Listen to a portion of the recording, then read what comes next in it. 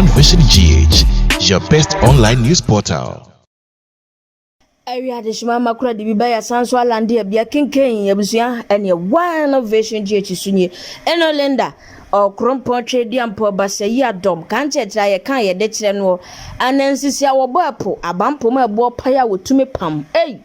turukwahwe nyankopon wotum pempem ankoma yakwani abadiem ye nsunum ye kasem ye bibiam de atechima nyina bebrebei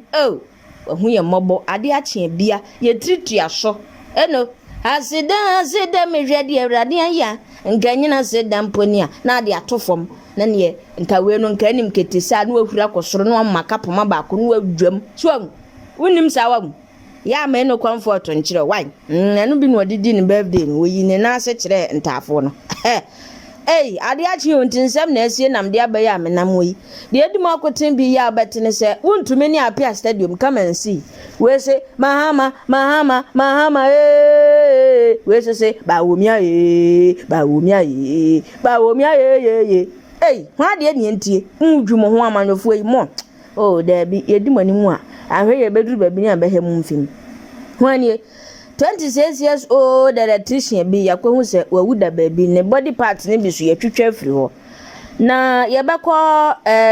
deputy minority leader na kache elembele oni DC eka tumamento ka wode hwe nani ase yense edu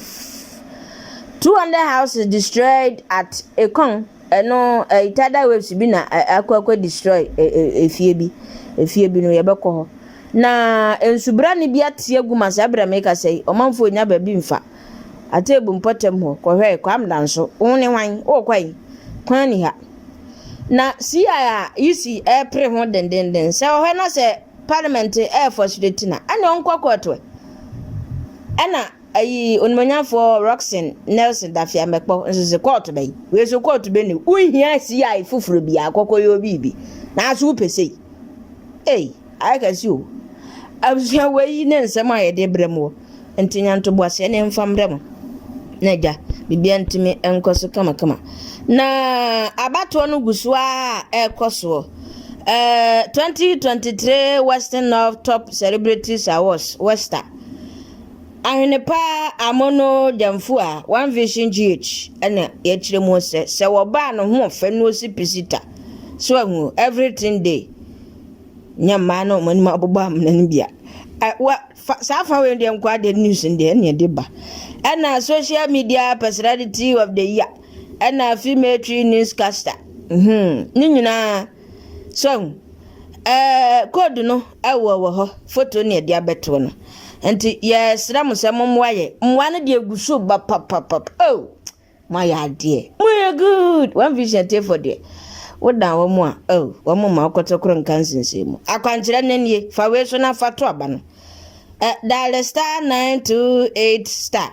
310 hash na one enter nomni ni code no bi nie MTM222 ana MTM223 ana MTM302 oba numbia na fe one enter number of vote no na wasanso I confirm amount and then the vote details no and also na fe watchen kakra and then you obiantanso na ave say I to go something say Vodafone na ebi wom no wamia gum sa na enkwade awodi mra na ese maya na pebutu bi misumi kope bi ahye butu bi aba ya de ekotodu osa eno mahu sase ne wa nti yetwi momomenam ayilor kwan mu a mayi skills sa se enweda nti ye de award ne ba ye de beba be dedicate ma One Vision for first na fe ade atia opani kwasi tawia anwa bebre ya anwa a ye de be ye mu no na sa anwa ye de no mu abete na eno comfort ni Wester momuwa ni nyina echi ne monsa anya dodofo papa bi mfa akokọ abasa ya akuakotope ni bi mfa mmea biam so yekotwi momomene ba ne ye bewe ho akora ne be ovuvu eno lenda so wo dro wa brochire ho ananto obi kokope bi na dia mahia ade ayama ya bi enye ngongonte uwia nwa ye wadro ye mpefufu ya wo machine to wadro de na ade aka ho am de asuo ye ba ne abetwe num ti award ndie yenya na deba DC poku kongonko bono champion na bia infrase ya sha se wasante video ndie na nka mepe bia bramo pa da bia menya bia story na mesen repeat because mpese me hu se ne na apia stadium ni wuntumi se ne no musi e kasa no papa your friend Bernard Entrybosi akwansante memuduru won man pipi amanoku no won na yedwem trend mo your friend no chema wuntumi ne nsamra ne no so obi antumi no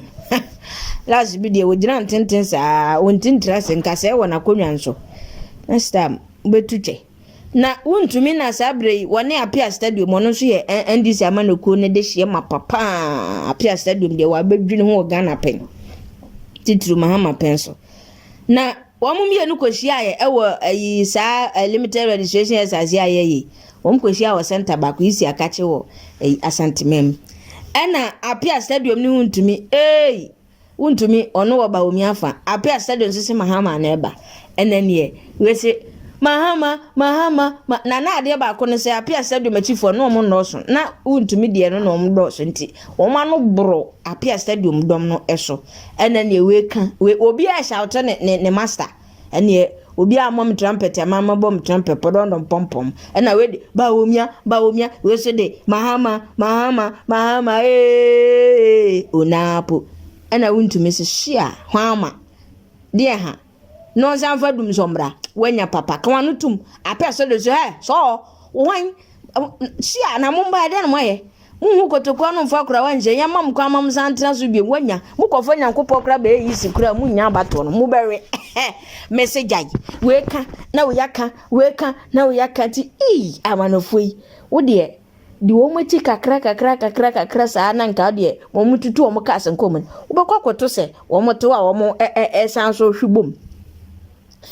amanofoi o magudie ne de wonya master wo mu adabia beko am wo mu nti na ayese ngege ewo ayi isi akache honom ti video no mepa adabia menya bia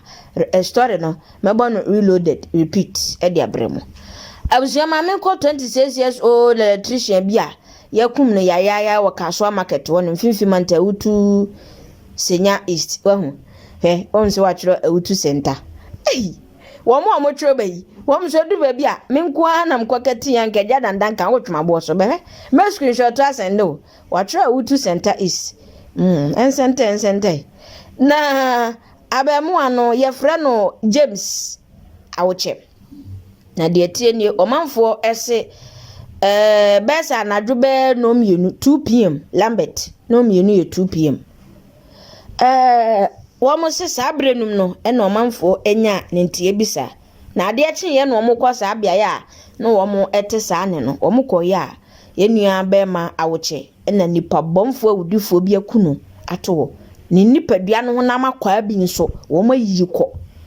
meka sei Asem no akoya awreho se matitru adwadifo na bo hu papa sanso ni se ma amene mo de wom sore ntem hima kodwa bi okro bedru dwemo no obi amaye da bia no akwantema ko hye ne niema ayi ade ton de saa o tama da bia wodi ko wunuma so na amanfo ata o manu we do bedu 5:30 kra no o manu we de nanso ne wo kwa na moba funyi na kwabranya kotwa wo kwam no waje uti anye ya udwete uti anye ye bio anu asanso adu dem na wo kunkura sakam nti akoba de se bibi se sa so si wo mo huna no pa anje se ne wabo wo mabra wo musu ache se wo maboto ayese akoso mpo ade aka no wo muhundi wo monye disabro mso mo sere aban bambo mra ho na fi oni kura wodi sansamone no ye nkwankwanchi no deputy minority leader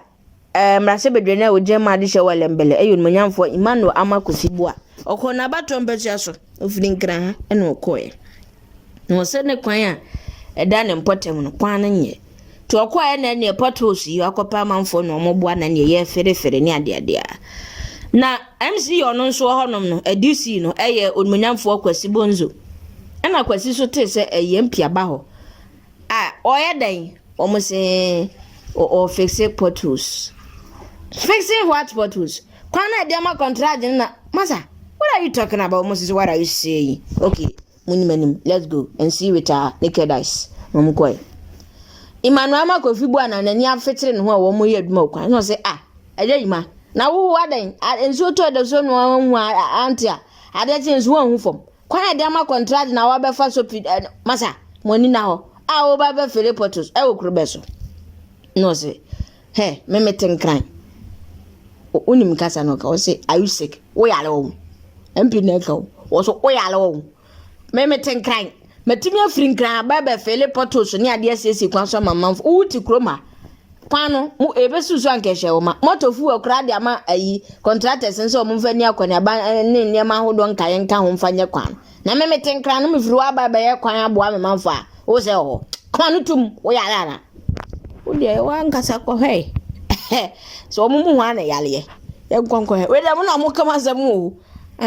mpine se disi ni yale wo yale de yale ebi awuti a abehu yale nim de Awali. Yo, blah, nature, come with you, blah. Yeah, I don't know. I think I probably have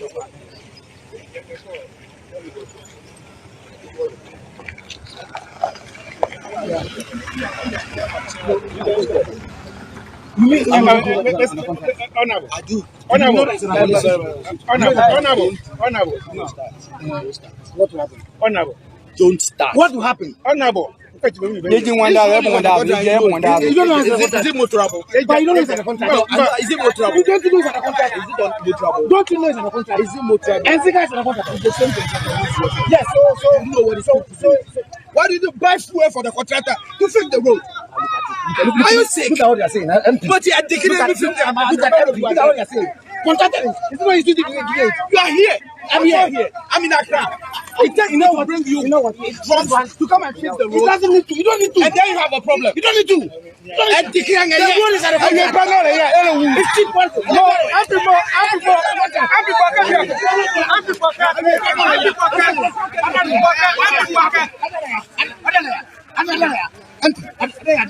why? So why?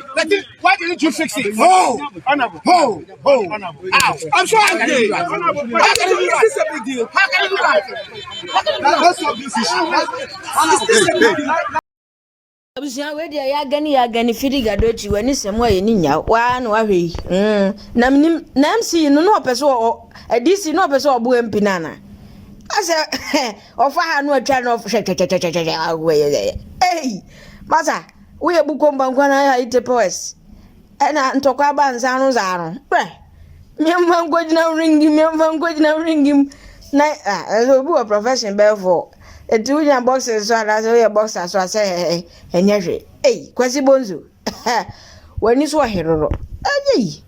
angonya ampina ngore sa be pempem na hwene so ohwesi ni pa de atum se awa yenkɔ adehwe omo wo ekon meja mo no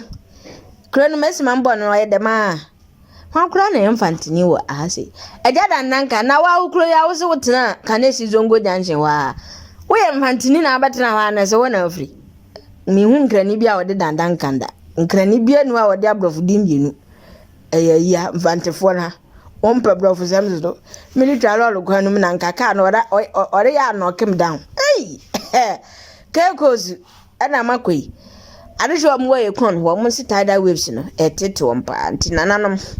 meka say nana kwa me edu ababi otoso mienu oman no wo econ and odi to that over 200 houses and a tidal waves na babese no to mo sire mpanifo se we di adabraka wo mo mra meboa wo mo mama kofo time de na sa si defense na omo ye pa o kana na ye politicians e beduru baby mi amba betina konwa no so we to aso a we ba osemenye we na ya we ba osemen to aso sa ma ye nema troka basa tina to ya ukroma ya amanfo ya sanse ye tua ye hu de mpanifo nde ye maye we ye na we wi a ese no de obeba next 2024 no de we ye wa beba to aso ate amunya asem hwie sika na bosome so ne teto sa ya na ehi enu ase na na si amasi adwa no wahu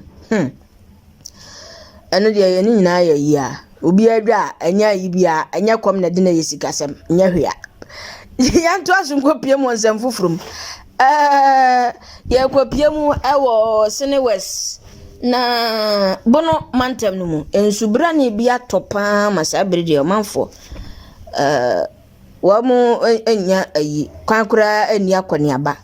ensuo no ama ensuyiri aba kronum ensuo na etoy no te sei ufiri kwa medanso na se wo pese okọ ayi blankrum ana lasi ana ayi menko ana sa atremade ana se atremade bato untimi hia kwan mfasa eliam honko sansen suna jibabia aboso ya enya Asem keto nti sabre ya meka sei mpanimfo se mumra mu nadmuvo awai nko na mkonkoboa ranking member of the subsidiary registration committee of parliament Andy Apia Kubi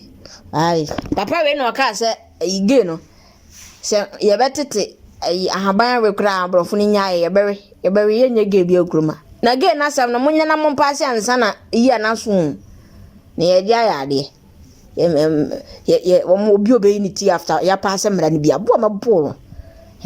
hu se gwie ko bu obi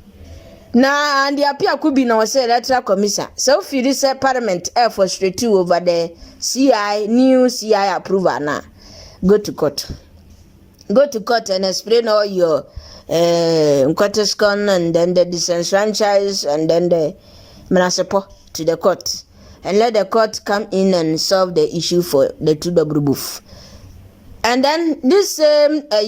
know the subo about parliament say we should also blame parliament for the CI no so registration ya ekoso ne ade na niema aye bisibisi basa na o say subo no mfa mo nkwan mfa bi mo parliament ana andi so say ene wu say parliament so frustrated wa niema bi hu a go to court but Southern MP Roxanne Nelson da fiamekpo was he wo hia news CI bia wo hia hwe wo boa mo hwe so nyam aduma na de wo ho de mo de ye no aye de je mensa je nhu yo je nhu na mo hia ni wa bia nhwe so nhwem wo mo fufuo ni mo ayi na de mo ye ya eja se ye kan na wo boa na de be hepa mo de be hepa mo boa mo hia news CI bia hwe so na ye mo aduma na mo nyama Ghana fo bi anya ne card na ya nhu ni hwehwu animu abuzia ye do asi disi poku kongonko bono champion na busia ya kramo.